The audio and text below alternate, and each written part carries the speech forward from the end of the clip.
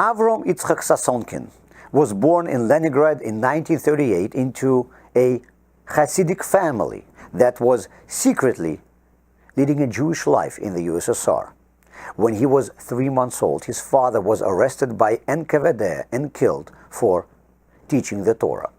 When he was a young boy, his mother was shot right in front of his eyes, and now he was an orphan. His father's parents wanted to take him in, but it wasn't easy. At that time, they were living in different countries. When he was 12, he was finally able to come to Israel, where he was raised by his elderly grandparents and other family members. Now, Rabbi Avram Yitzchak Sasonkin is a father of a large Hasidic family.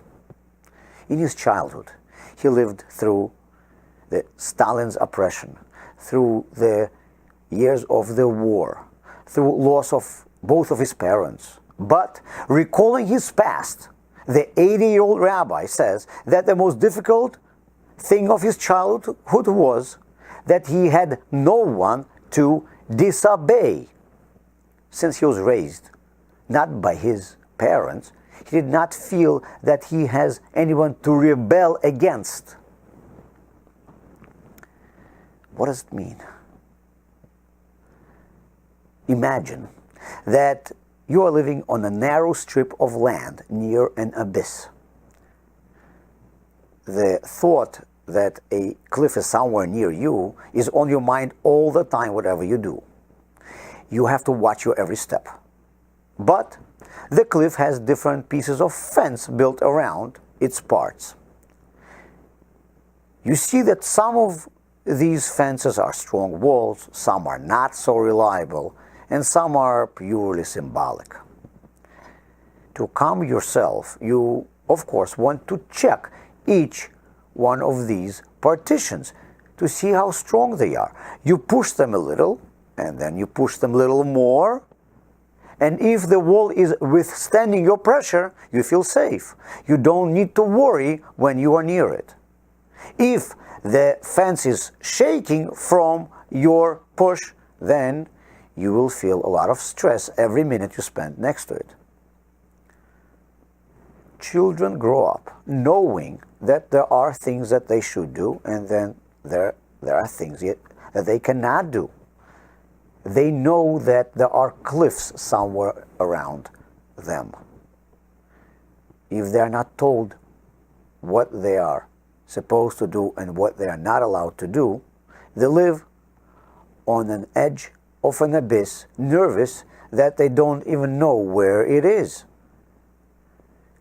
Children have to rely on adults in their lives to tell them where the edges of the allowed are.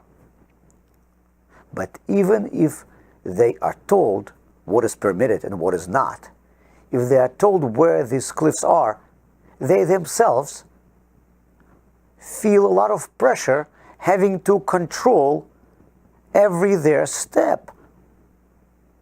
Knowing where the cliff is useful, but it is not enough.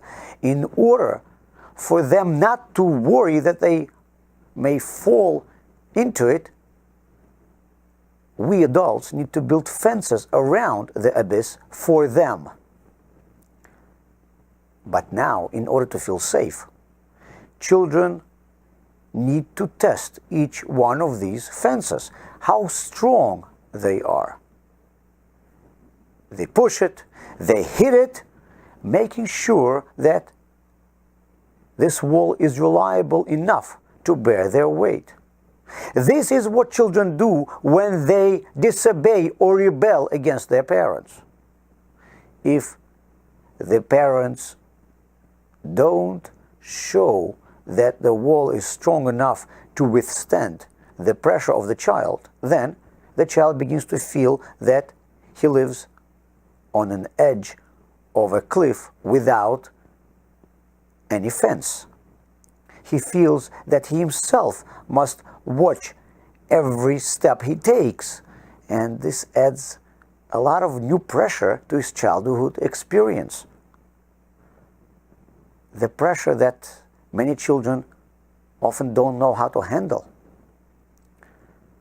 When we tell children what they should do and what they are not allowed to do, we build fences that allow them to feel more relaxed.